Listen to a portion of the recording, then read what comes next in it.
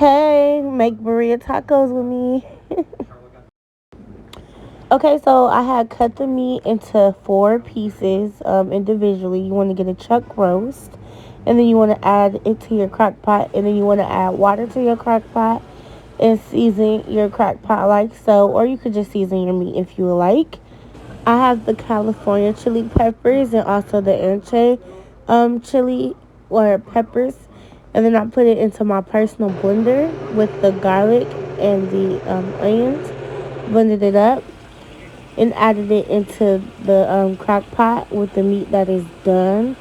And I let it sit in there and I mixed it all in and just pretty much tenderize into there and get that flavor into the meat. Um, I just kept gradually stirring and just checking on it until it became tender. And if you want your meat to be very tender, you want to make sure that you put it on low for 8 hours.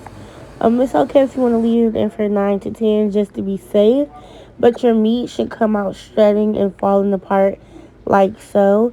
And your base should be pretty thick because you're going to use that as your sauce as well for your burrito tacos.